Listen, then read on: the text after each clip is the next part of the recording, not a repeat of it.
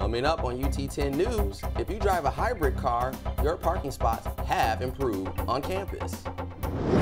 And we'll also take a look at a new law on texting and driving. Plus, the Rockets continue to dominate their way through the MAC. Your news in 10 minutes starts now. Thanks for joining us. I'm Derek Lawson. And I'm Michael Simpson. UT continues to respond to the recent devastation in Haiti. Last Thursday, a campus organization put on a relief benefit. Over 100 people walked through the iHouse doors for the pancake dinner put on by Sakuska. With the help of the Dean of Students Office and 15 other organizations, the group was able to raise close to $700. Event organizer Dean Bellis believes the event serves a greater need. And as people, we need to step up and help others in need, not just our own. The dinner was open to all UT students and faculty, costing $4 per person. There was live entertainment as well as t-shirts on sale for $5. Sophomore Amanda Reepersall took part in one of the mission trips to Haiti. It's devastating to know that they're in so much because their buildings collapsed, and then the orphanage itself, the church collapsed too, that was in the orphanage. Proceeds from Sakuska's pancake dinner will go to the Children of Promise International Orphanage in Léogâne, Haiti. For UT10 News, I'm Jasmine Nelson. As of January 1st, texting and driving is illegal. Sarah Rowley has more.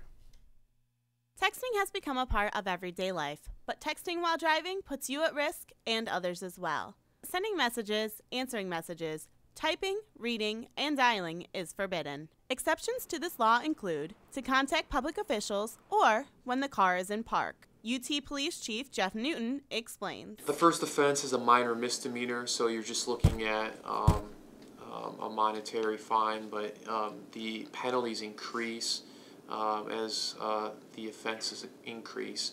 And I think the third offense, you could be looking up to as much as a $1,000 fine. Some students agree with this law. I think it's going to be hard to enforce, but I think it's definitely a good law to have. If you're not paying attention to the road because you're busy on your cell phone, you're not going to notice one of these on the side of the road that's ready to pull you over. For UT10 News, I'm Sarah Rowley. The university is promoting a greener campus by offering hybrid vehicle owners special parking. Students and faculty that drive a hybrid vehicle can now park and reserve spots on campus.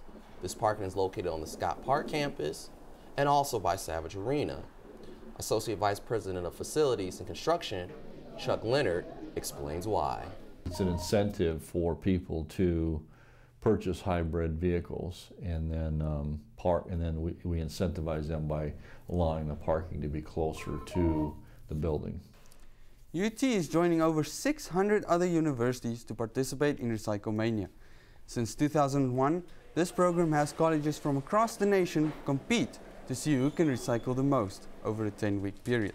Operations Manager Dan Royer says recycling has just recently become popular on campus.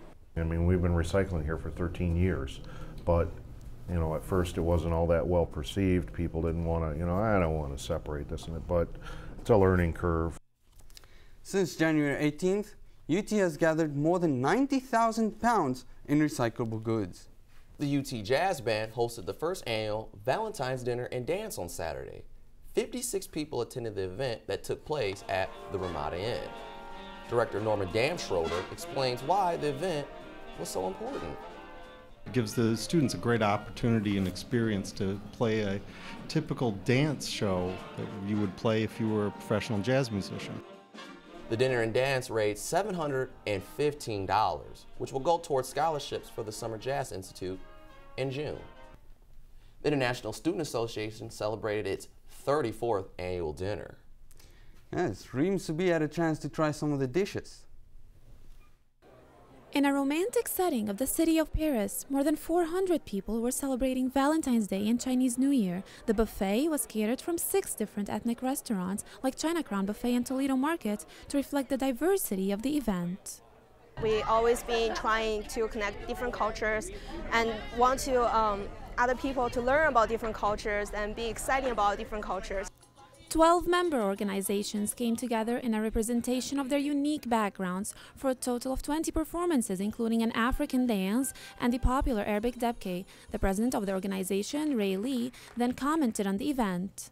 You want to show people you got talents. You want to show people you're proud of your culture. Please join us. Please join us in the team and making more of these successes. Proceeds from the event will be used to fund more cultural and social events for American and international students here at UT. That was pretty cool out there watching them do the little dancing going on like that, you know. Could have went out there and busted a move myself. I would like to see that. No, I Not don't really. No. That would be crazy.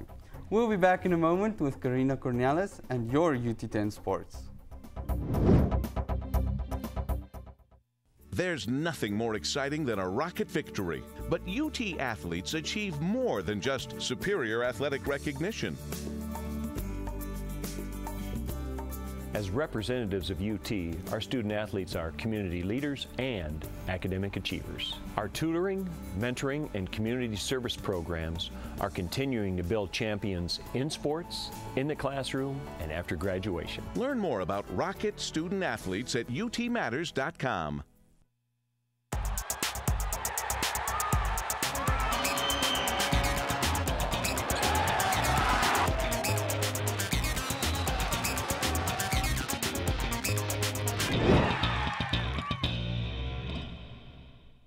Welcome back. I'm Karina Cornelis, and this is your UT10 Sports. We had a busy week in sports, so let's get started. First up, the women's basketball team played at home this week against the Akron Zips and the Western Michigan Broncos. Going into Wednesday night's game against Akron, Toledo was down 2 of their top players due to injuries. But that didn't stop the Lady Rockets. Here is Nama Shafir sinking a beautiful jump shot. Not to be outdone, Akron's Taylor Rupert sinks this three-pointer to take the lead. But the Rockets were not finished yet. Melissa Goodall gets the job done with this awesome jumper here. The Rockets go into the half, tied 32-32. Now on to the second half. Lisa Johnson gets nothing but net for this too, and it was a true teamwork with this beautiful layup by Jessica Williams. UT went on to win 74-68. Now on to Saturday. The Lady Rockets went pink on Saturday's game against the Western Michigan Broncos as part of Rockets for the Cure Day. From the fans to the players, everyone was wearing pink to show support for the Susan G. Komen Foundation of Northwest Ohio. Even local news anchor Chris Peterson was on hand to help raise money by auctioning off jerseys players at the end of the game. And what a game it was! The Rockets dominated the Broncos the entire game. Nama Shafir sinks this gem of a jump shot, but the Broncos try to fight back as their Taylor Manley puts up this three. However, the Broncos were no match as the Rockets go on to win it 65-41. Head coach Tricia Kulpup was touched by the turnout for the Rockets for the Cure Day. You know, it hits home. Everybody in the stands probably knows one person or two people or maybe somebody in their family that has cancer, and you know, it's something to be inspired about. Going over to the tennis, Rockets were a force to be reckoned with on Saturday. After the men served the Jaguars with a 7-0 beating, the Rockets took on the Valparaiso Crusaders that evening. During the doubles match, Alexander Elzovic and Ludovic Lichtenkampstorm take this point to go on to win their match. Meanwhile, Sven Burras and partner Leo Sahari put up this point to take the doubles match as well.